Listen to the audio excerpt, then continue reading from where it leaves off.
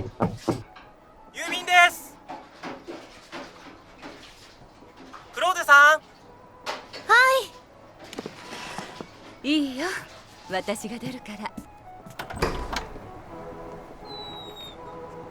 ご苦労様です。マリア・クローデさんはこちらにいらっしゃいますか？はいはい、いますよ。うちの娘ですが。ではこちらを。軍事郵便です。軍事郵便？それでは良い一日を。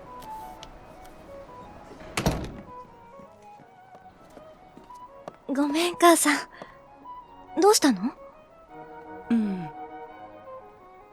あなた宛ての手紙が届いたわよ。手紙？誰からかしら、こんな自分に手紙だなんて。私に手紙を書いてくれるのなんて、もう龍一くらいしか。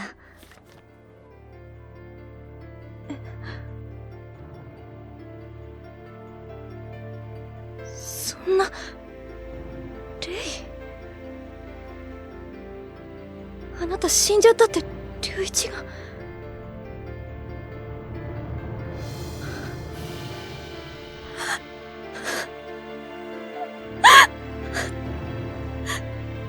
レイ、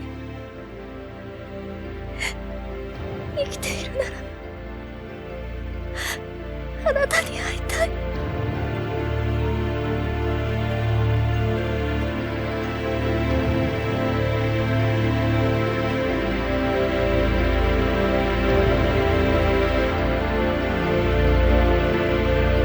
ゼロからの手紙 Reverse to Reborn Zero's Mail。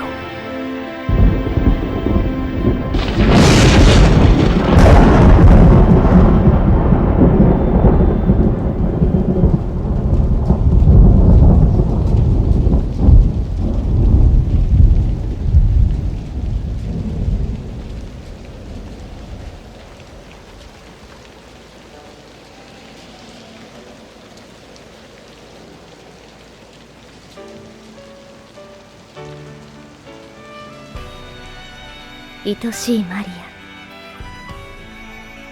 ア。優しい顔をしているか、健やかな日々を送れているか。こうしている今もお前のその笑顔をはっきりと思い出すよ。こうしている今もお前のぬくもりをはっきりと感じ取ることができる。今この手紙を受け取ったお前は驚いてるよな。戸惑っていると思う。俺自身何から説明していいのか混乱している。暗闇の中に閉じ込められたあの日から何日が経ったことだろう。でも今は全てを取り戻した。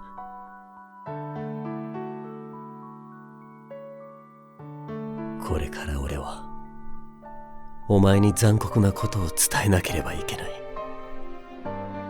俺の身に何が起きたのか、そしてこれから何が起きようとしているのか。俺はまだ死ねない。やらなきゃいけないことがあるんだ。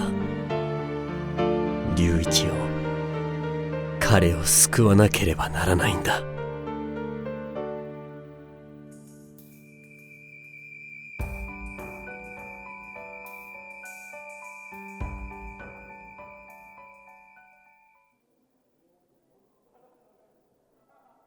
概念なき直感は盲目であり、直感なき概念は空虚であるとねえレイ、述べているが、あの花壇のベンチに座ってる東洋人。日本の大学から来たっていう、確か龍一、朝倉龍一とかって。日本ならレイと同じね。待てよ、俺は生まれも育ちもドイツ。親の都合でちょっと東洋人の血が入っているだけだ。いいじゃない、そんなことどうでも。レイはレイでしょ。姿形も血がどうこうも何人だって私には関係ないもん。ちょっとやめろ。誰が聞いてるか分かんないんだぞ。あら何よ、我が闘争？アーリア人はこの世界の支配者たるべき存在なのである。やめろって。近代思想として生まれながら合理論も経験論もそんなことより彼いつも一人でああしてるのなんだか寂しそう。そうか。日本人なんて俺にはいつもヘラヘラ笑ってるだけに見えるけどな。認識とは感覚的心のちっちゃい男ね。おい、どこに行くんだよ。日本人と一緒にヘラヘラ笑ってくるのよ。おいマリア。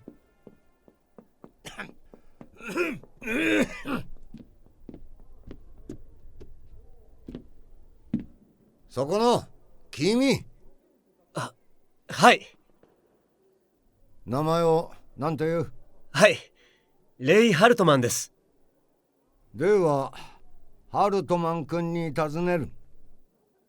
私が抗議しているにもかかわらず、不女子と戯れ天津さえたびたび大声を出すこのアンチノミーに対する君の考察を述べよ。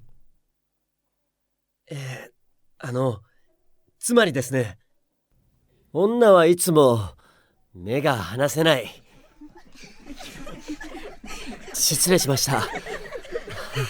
すみません。ね。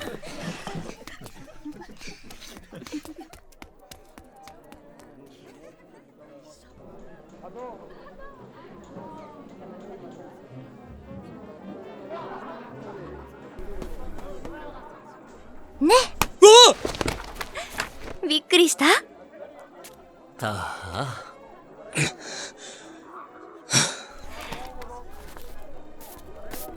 はじめまして。いつも一人で寂しくはないですか？何ですかあなた方は。何ですかあなた方は。あなた固いわよ。それじゃお友達できないでしょ。ちょっとマリア、余計なお世話だって。固くて悪かったな。ドイツ語に不慣れなものでね。ああ、悪いな。悪気はないんだよ、本当にな。龍一、今日から私たちは友達になるわよ。ほらレイも。は？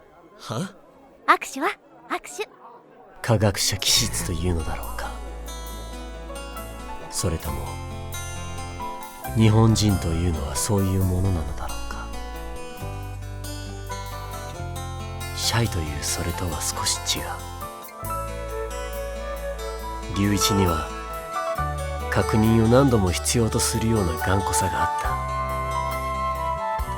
た。龍一は不必要だと思えることには消極的で、答えのない行動を嫌がった。でも彼のそんな不器用さはお前の前ではまるで形なしだった。マリアが右といえば龍一は素直に右へと動き、左といえばそれに従う。マリアが龍一の扉を開いたんだ。そして龍一は積極的にドイツの文化に溶け込んでいった。こうして俺たち3人は親友になった。3人は何をするにでも一緒だった。そして龍一もまた俺と同じくお前のことを深く愛していったんだ。あの頃の俺たちは少しでもどちらかに傾くと壊れてしまいそうな、そんな関係だった。俺たちのキャンパスでの生活は戦時中とは思えないほど平和だった。まるで平和そのものだった。聞こえてくるニュースなどまるで別の惑星の出来事にさえ聞こえた。マリア、俺、そして龍一。3人の幸せは永遠に続くものだとさえ思っていた。逆にそれが怖くなり、俺はふとこんなことを口にしてしまったことがあったっけ。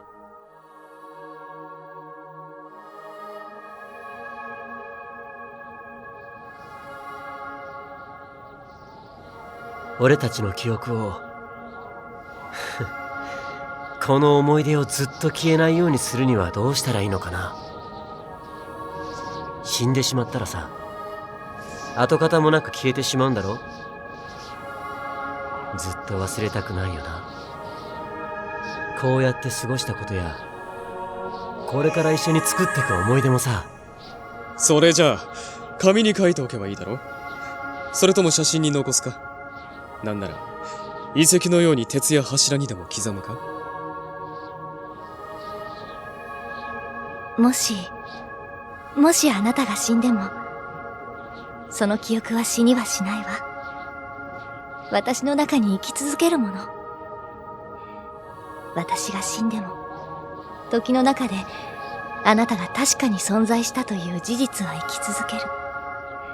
無限の時の中で、思い出も記憶もしっかり生き続けるわ。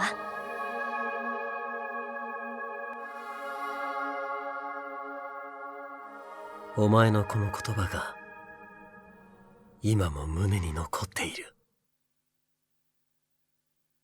心の中で生きて、そしてあの寒くて果てしない暗闇が続く深淵から俺を救い出してくれた。マリアの愛がとても温かかったんだ。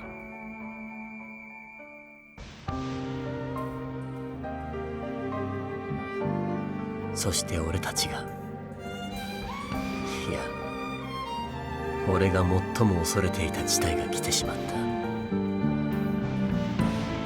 不可侵条約を結んでいたソ連に対してドイツ軍が侵攻作戦を開始したんだ。戦場が拡大した。これに呼応する形でキャンパスは閉鎖となり、国内ではすべからく徴兵が行われた。すでにこの時、俺は覚悟してた。愛しいお前と、そして無二の親友とたとえ離れ離れになったとしても、やらなければならないことがあると。ドイツ国民としての誇りを体現せねばならない。純潔ではないからと虐げられた汚名を家族のために注がなければならないと。それはドイツに生まれたものとして。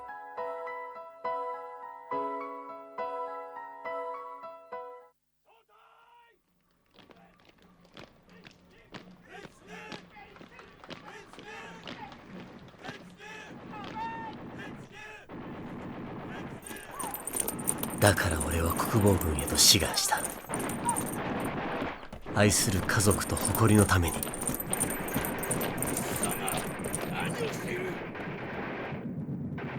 ただ闇雲に戦地に出て命の限り戦おうとは思っていなかった。絶対に生きて帰ると心に誓っていた。だから必死だった。必死に訓練を積み、成績を上げ、消耗品として扱われる兵士にだけはならないようにと頑張ったんだ。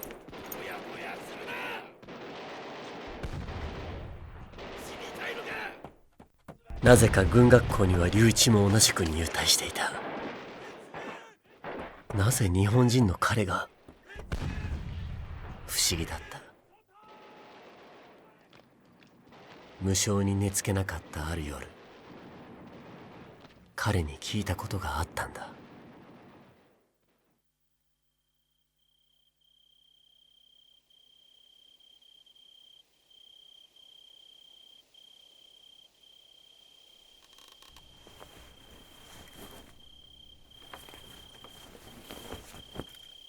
眠れないのか。いや、そうだな。今日はなんだか眠れない。もう寝ろ。明日もきつい。不思議なんだ。何が？龍一は日本人なのに、なんでドイツのために戦おうって思ったのかなってさ。なんでかな。そもそも戦いなんて柄じゃないんだが、お前と違って体力もないしな。じゃあなんで？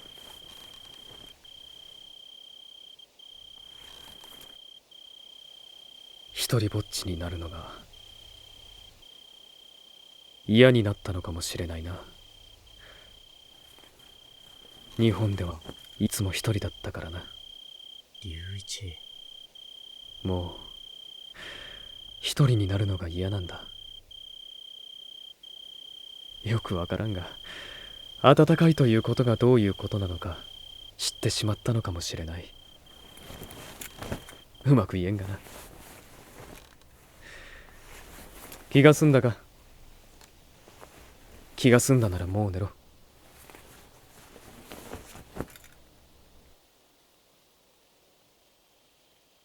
軍学校を卒業すると正式に配属先が言い渡された。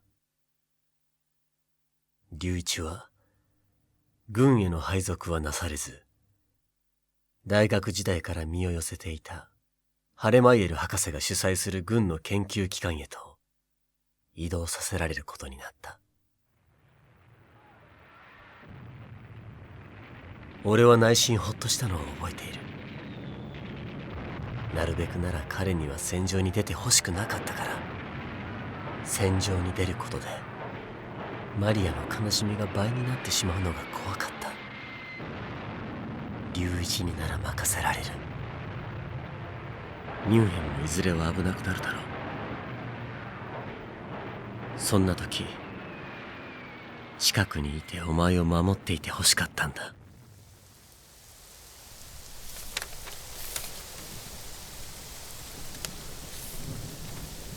レイ、あなたはいつもそう。いつも人のことばっかり考えて。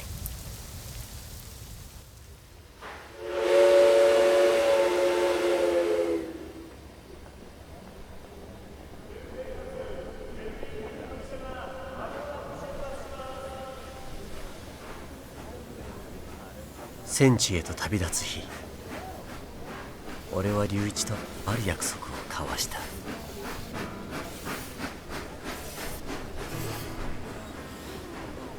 悪かったな、一緒に戦えなくて。悪いことなんてないさ。龍一は戦場じゃなくて研究所でドイツのために戦ってくれるんだろ。そうだな。龍一、任せたぞ。何を？マリアのことさ。こっちは一時休戦かな。奥手のお前のことだ。まあ何にもしないって分かってるけどな。お前何を？この戦争が終わったらその時が本当の勝負だ。その時までは。分かっている。だから安心していけ。そして必ず帰ってこい。ああ。男二人して何かしら？いや言えないこと？言えないこと。変な二人。次は私の番ね。レイ、マリア。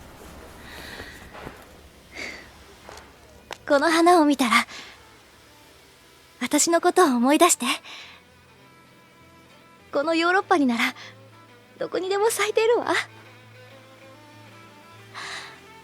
花は強い。何度踏みにじられてもまた何度でも咲くの。戦争になんて負けないで。ああ、いつもお前を思ってる。何があってもお前を忘れない。だから笑って見送ってほしいんだ。龍一、頼んだぞ。あ、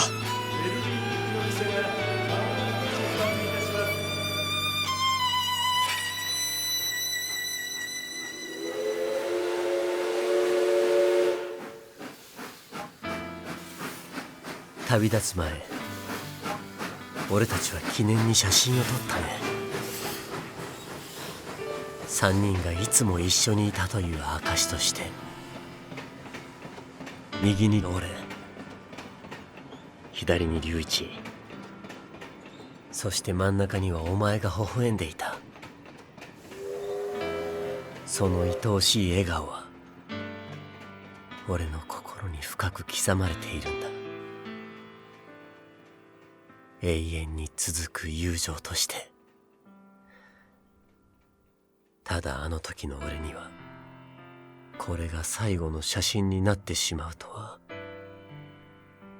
思ってもいなかった。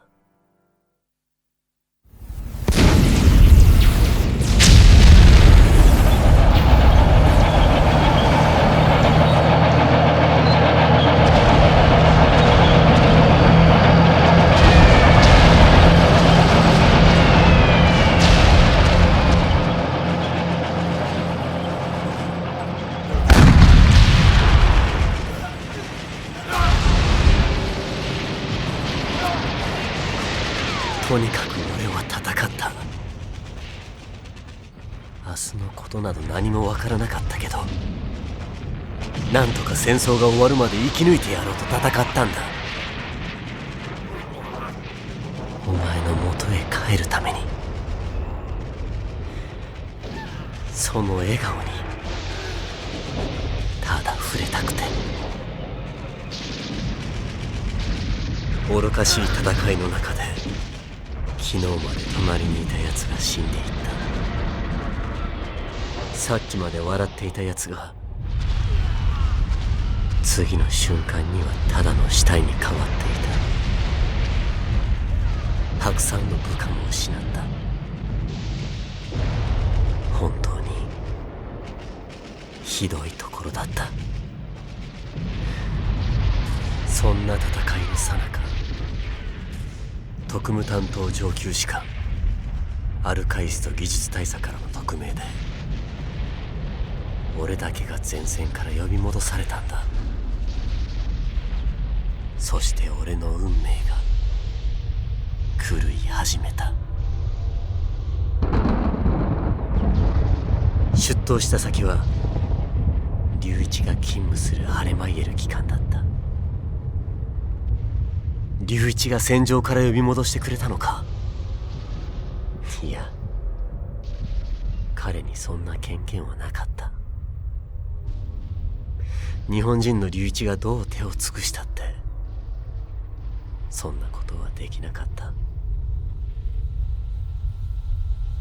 俺を出迎えたのはアルカイスト技術大佐とハレマイエル博士で、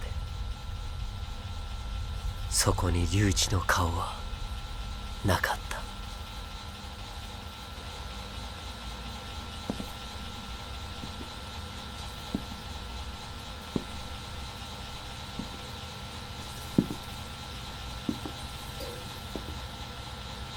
なるほど、貴様か。所属は？はっ、第17装甲敵団兵師団であります。ほう、見れば見るほどですな。まさに売り二つ。入れ物にはもってこいだ。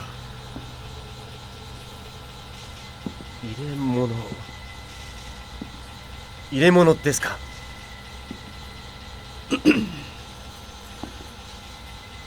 我が軍は先のノルマンディー以降、クソ連合軍に苦戦を強いられるという由々しき事態になっているのを貴様も知っているだろう。ゲルマン魂は決してひるむことはないが、やはり戦争は駒の数で決まる。わかるな？はっ、軍学校で学んでおります。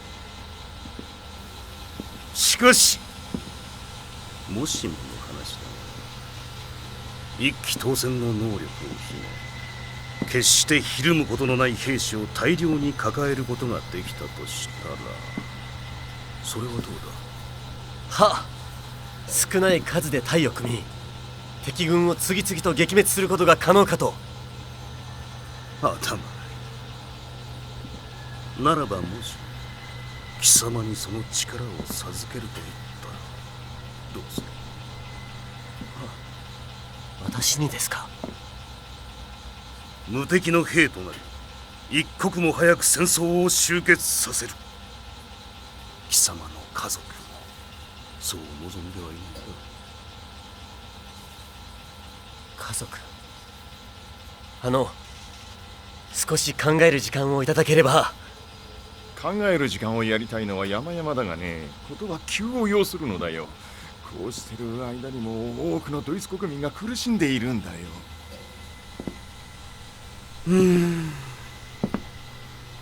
やはりな。東洋人の血が流れる貴様には理解しがたいかな。いえ、自分は間違いなくドイツ国民であります。それでこそゲルマンの勇者である。話はまとまりましたかな。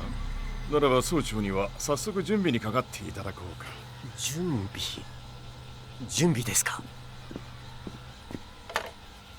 私だ、総長を頼む。今すぐにでありますか？心配するな。貴様の家族は軍の保護下で何不自由ない暮らしを約束する。それ以外に何が必要だというのか？いえ、大丈夫。じきに何も気にならなくなる。入りたまえ。総長殿をドッグへお連れしろ。くれぐれも失礼のないようにな。彼にはドイツの未来がかかっているんだよ。はっ。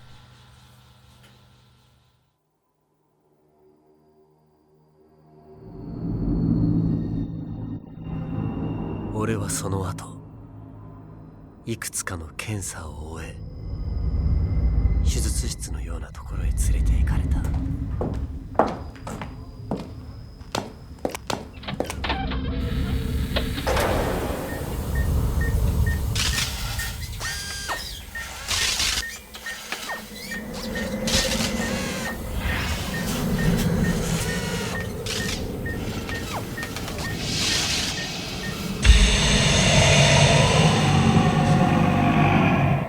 そこからの記憶はもうない。俺はずっと暗闇の中にいた。一線の光もなく、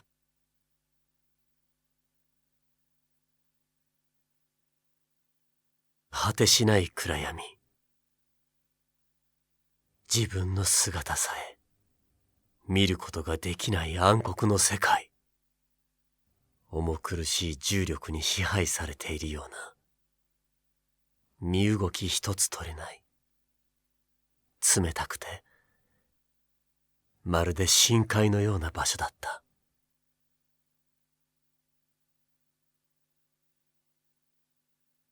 俺は死んでしまったのだろうか。あまりに長い暗闇の中で、自分は一体何のために生きてきたのかと考えた。本当は自分など存在しなかったのか。ならばこの意志は、この記憶は、俺の体はどこにあるのか。遠のく思考をかろうじてつなぎ止めてくれたのは、お前のあの言葉だった。あなたの記憶は死にはしないわ。私の中に生き続ける。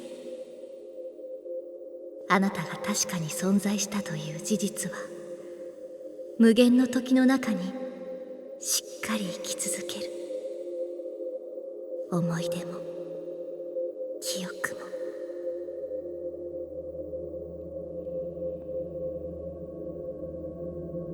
一体どれだけの時間が経ったのだろう。崩れゆく意識の中で突然に、そして時折俺に語りかけてくる声があった。君が君であること忘れてはいけない。誰だ？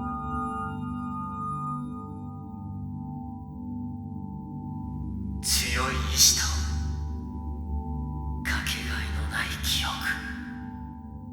何を言っているんだ？君は確かにそこにいる。忘れてはいけない。君が君であること。何なんだ？忘れてはいけ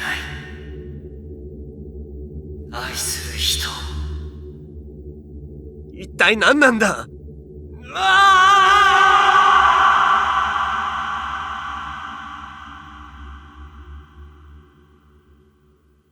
その声だけが頼りだった。強い意志とかけがえのない記憶。そして愛するマリア。その声に導かれるように、俺の目の前には見たことのある現実の世界が現れ始めた。時には激しい戦闘を繰り返し、殺戮の限りを尽くす。逃げまとう敵軍の兵士を残酷なまでに一掃する味方の兵士たち。その強さは明らかに人間のものではなかった。そしてどうやら自分はその兵士たちを預かる小隊の隊長のようだった。またある時にはラボのようなところでメンテナンスを受けていた。目の前にはなぜかいつも龍一がいた。俺をゼロと呼びかける彼がいた。次第にそれが何の光景か理解することができた。これから話すことをお前にはしっかりと受け止めてほしい。悲しまないで、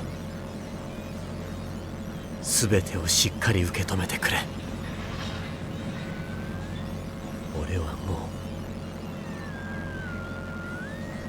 う人間としてこの世には存在していない。殺戮兵器として改造を受けたんだ。目の前で龍一がいつもつぶやいていた。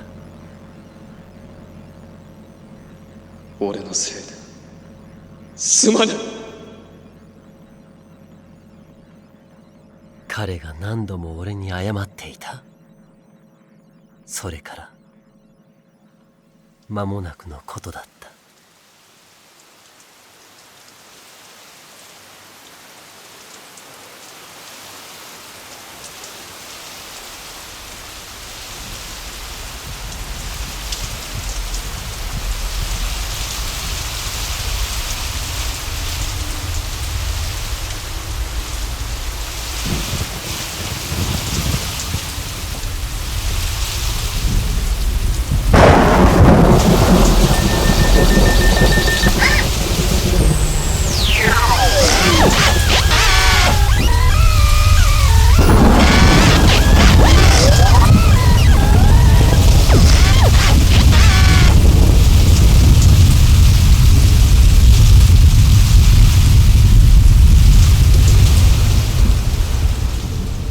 あの嵐の夜に俺に体が戻ってきた。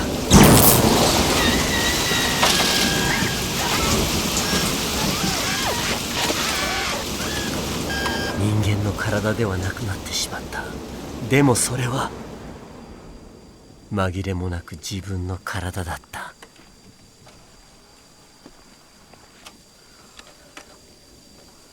俺の目覚めに呼応するように隊員たちも徐々に本当の自分を取り戻していった。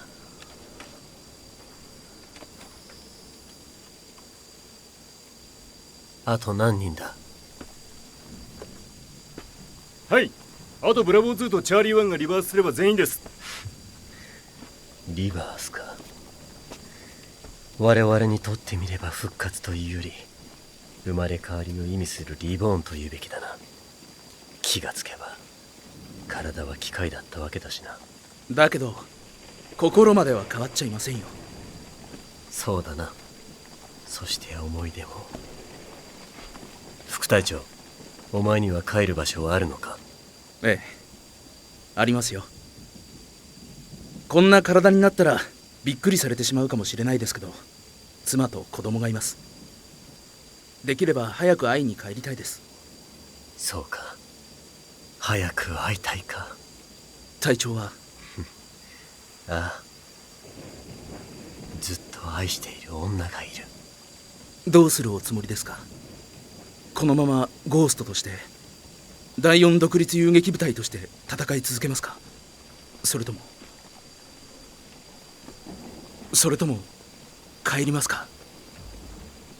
愛する人が待つ場所へ。隊長、こんな悲しい戦争をもう終わらせましょう。我々の手で。我々の手でか？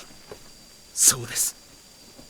我々は体は失ってしまったけど心までは変えられはしない。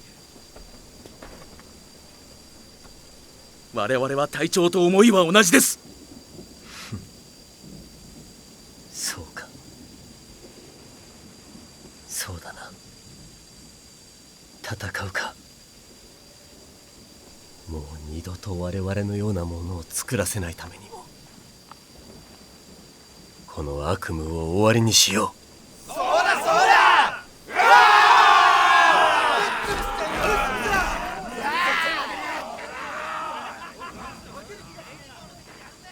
我々はこれよりドイツ軍およびハレマイエル機関に対し反攻作戦を開始する。ただしなるべく死者は出すな。我々の目的はあくまで戦争の終結。一刻も早くこの醜い戦いを終わらせるために、自分を取り戻すために。確固に第二戦闘態勢。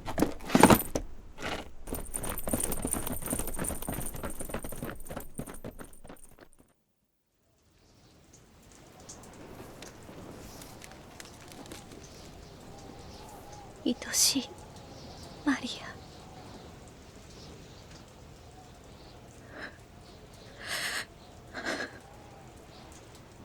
ア。レイ、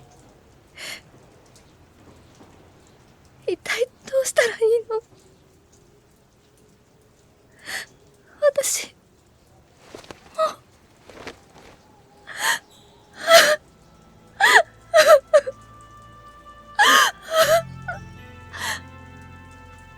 泣かないでくれマリア。そんなこと言ったってもう一度あなたにもう一度会えるの？会えるさ。きっともう一度会える。私あなたをこんな目に遭わせた龍一を許せない。絶対に。仕方がなかったんだよ。彼はこうする以外仕方がなかったんだ。これが俺の運命だった。龍一道を恨んじゃいけない。でもだからってなんであなたが。人は誰だって弱い生き物で繊細で、ちょっとしたことですぐに傷つき動けなくなる。じゃああなたはそれでいいの？だってもう元のあなたには戻れないじゃない。それでも強い心を持たないと人は人じゃなくなってしまうんだ。だから帰ってきてよ。そして笑ってみせて。俺が会いに行く。必ずお前のもとへ帰るから。だから上を向いていつまでもお前だけは変わらないでいてほしい。マリア、愛してるよ。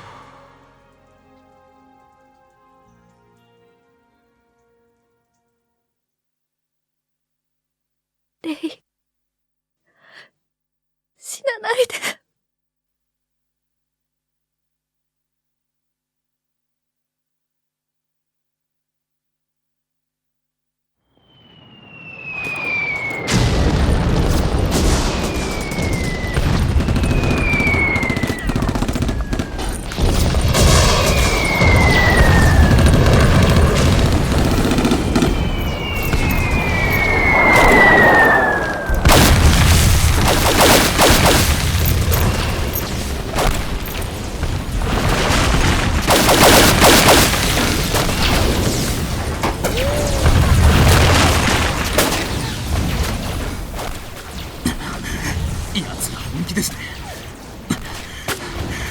この装備はおかしすぎます。本部の全力は完全に回されてるはずなのに。そうだな。もしかして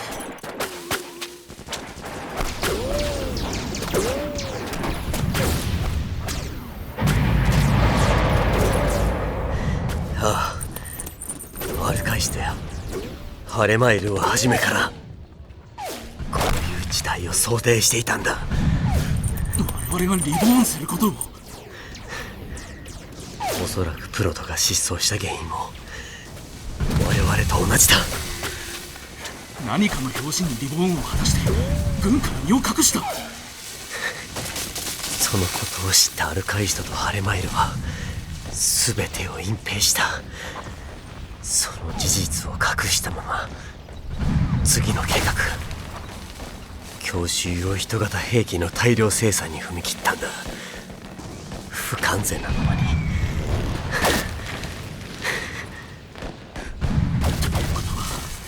我々を殲滅するための装備ということ。そういうことだ。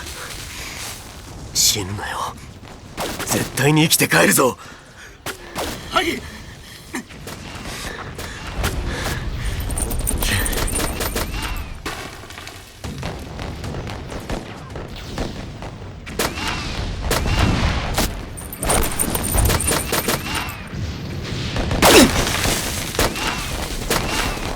大丈夫か？まだいけるか？平気です。死ぬなよ。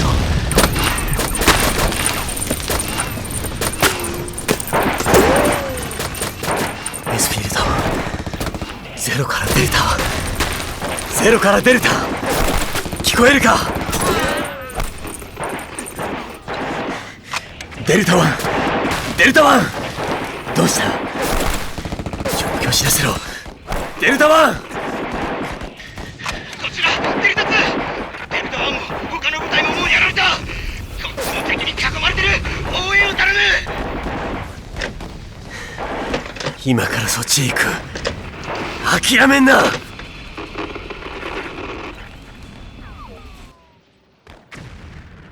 隊長、俺たちに帰れるところあるよな。当たり前だ。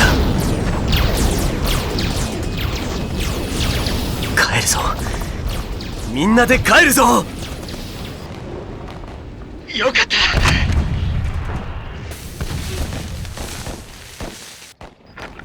デルタツどうした？デルタツく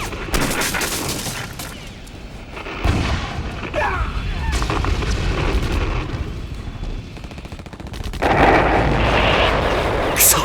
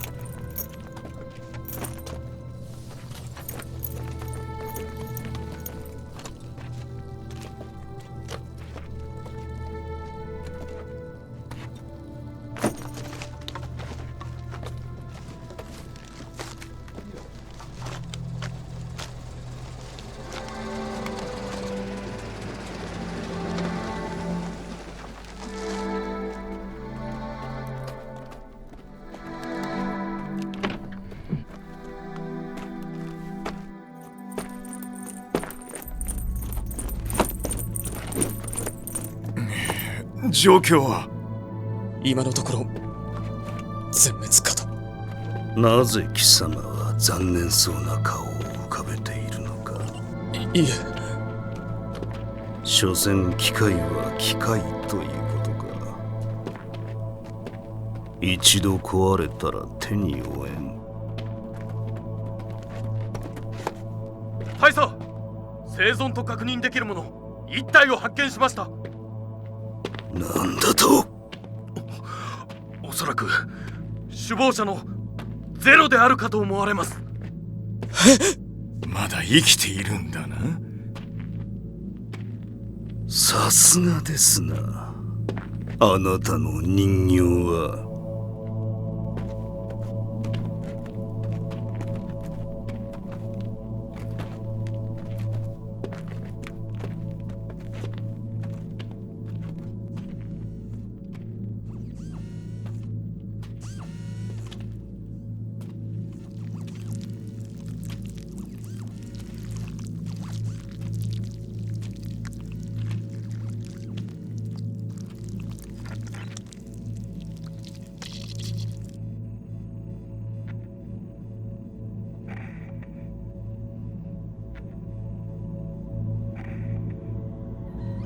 こいつ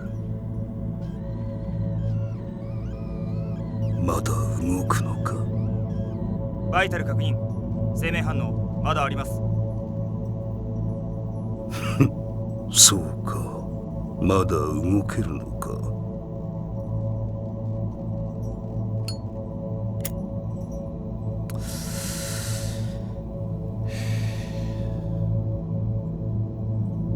逃げられると思ったが、お前たちはただの飼い犬だぞ。人形だ。鉄くずのな。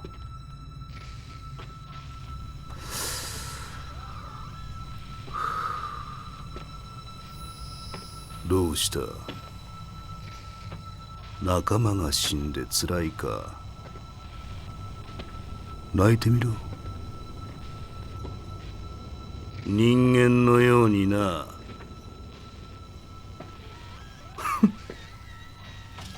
機械には無理か。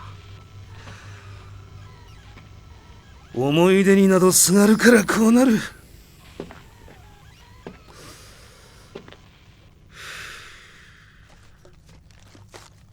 もういい。殺せ。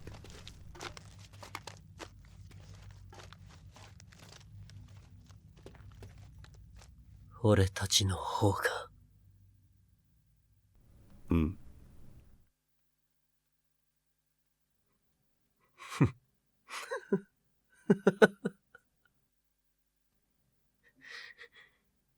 よっぽど人間らしいぜ。この出来損ないが。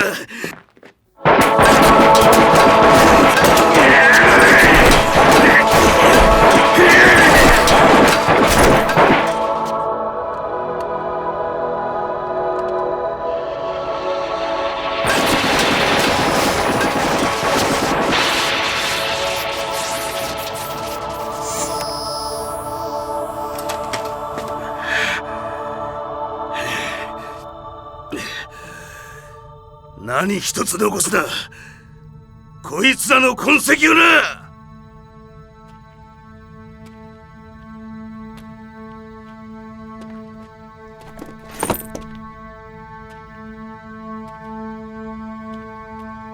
何が人間らしいだ。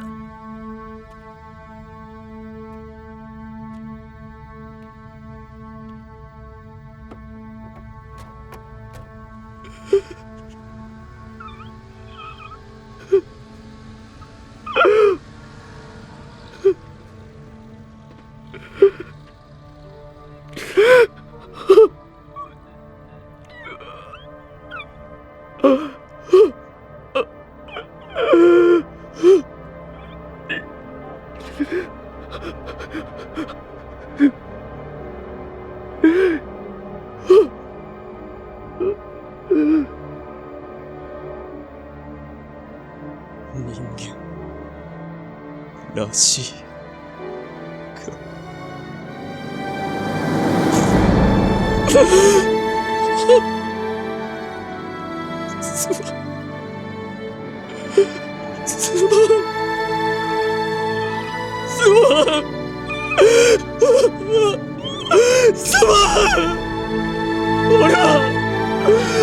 俺はとんでもないことをしてしまった。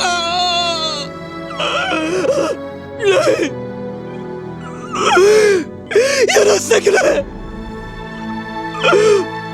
俺のせいでマリアまで俺は。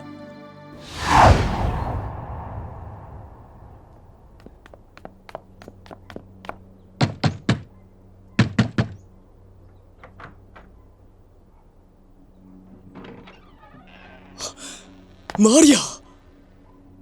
龍一。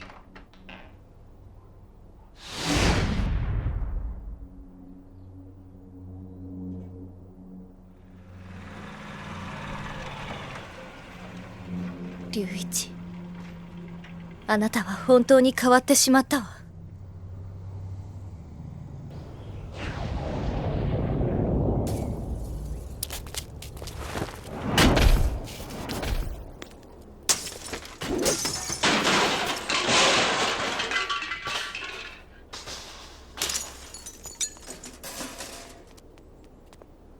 貴様ら何をしているのか。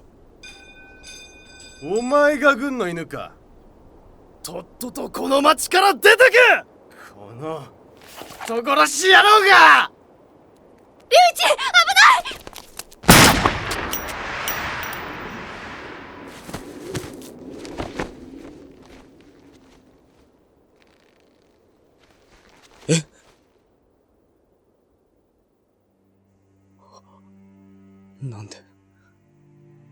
なんでこんなことに。なんでマリアが。マリア、嘘だろ。返事をしてくれ。マリア、龍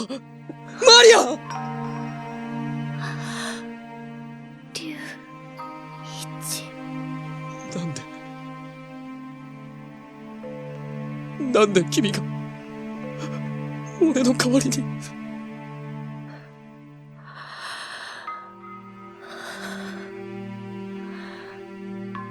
私にとってあなたは彼と同じくらい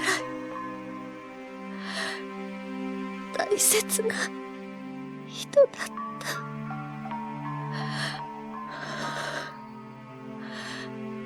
でも私が知っている龍一は今はもうどこにもいない。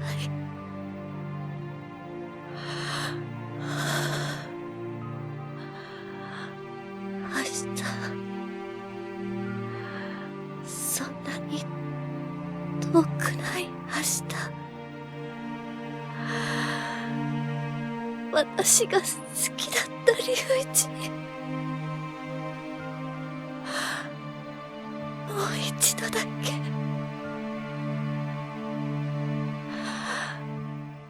会いたかっ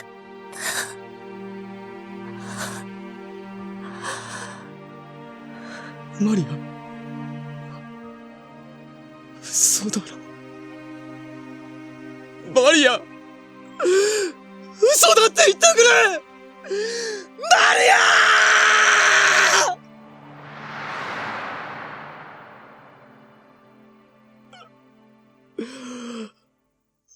俺がバカだったんだ。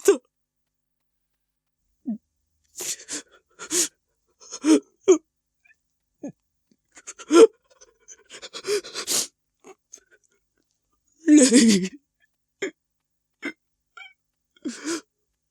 お前が探していたのはこの写真だろ。右にお前、左に俺、そして真ん中にはマリアが優しく笑っている。お前とマリアの記憶のかけらだ。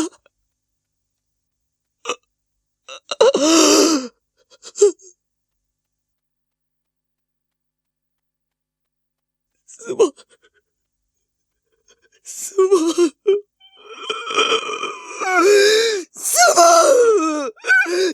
許してくれ。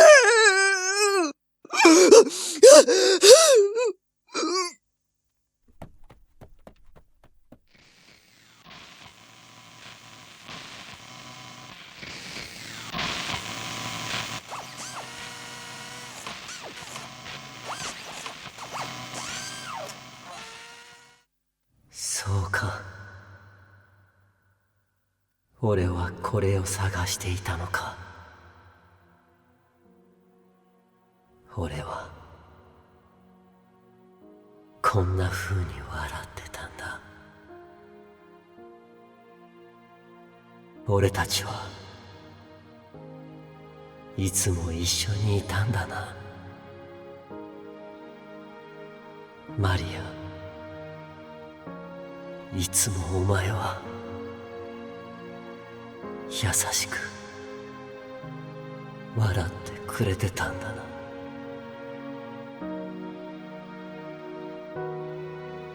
あ、マリア、やっと自分のすべてを取り戻すことができたよ。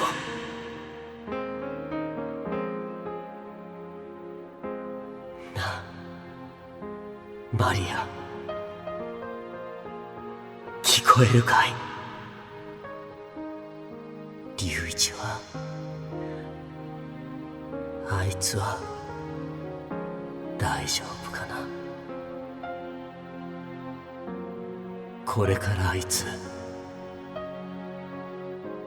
一人で歩いて行けるかな。レイ、きっと大丈夫。龍一は一人じゃないもの。あなたと私がついてる。いつでも会えるでしょう。私たちはずっと彼の中に生き続けていくから。そうか、そうだよな。マリア、ごめんな。お前を守ってやれなくて。約束するよ。また生まれ変わっても必ず俺はお前を見つけてみせる。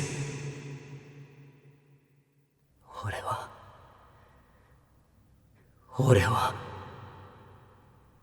お前を忘れはしない。私もあなたを忘れない。マリア。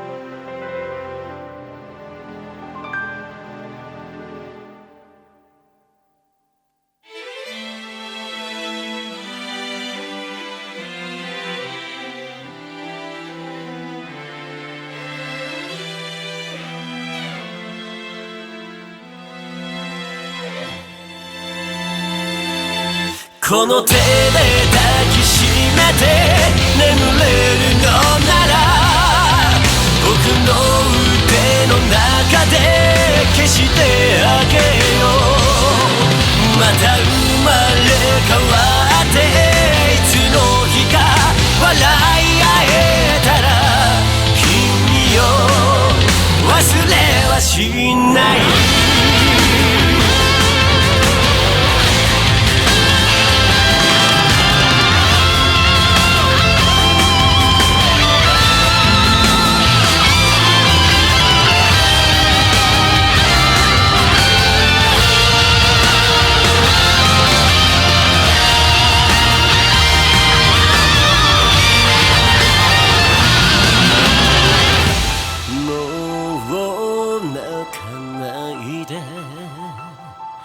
空が優しくつぶやいた。冬が訪れ散りゆく人の調べ奏でて出会った日のままの君が微笑みを浮かべて白いその手にすがる子供たちと消えてゆく。こぼれる涙が粉雪に変わる。この手で抱きしめて眠れるのなら僕の腕の中で消してあげよう。また生まれ変わっていつの日か笑い合えたら君を忘れはしない。嬉しい恥ずかしそうにうつむいて笑う。誰も気づかない君の小さな癖でさえ愛しくてもう一度この手に触れてくれ激しく抱きしめて消せる愛なら誰かこの痛みを消しておくれよこの白く染まった世界は君を包んで夢の終わりを告げた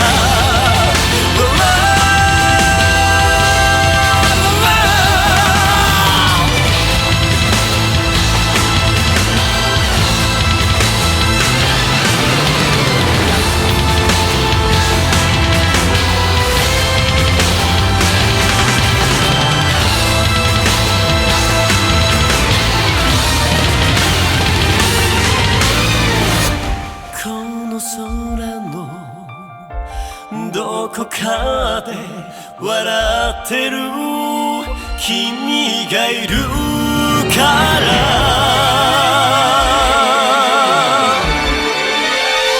途切れることのない想いがせめて君のいる場所まで届きますように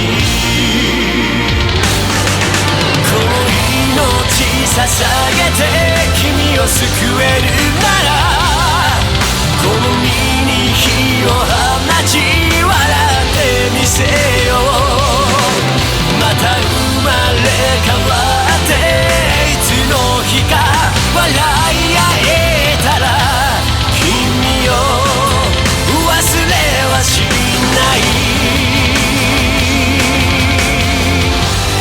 笑い合えたら君を忘れはしない君を忘れはしない僕は君を忘れはしない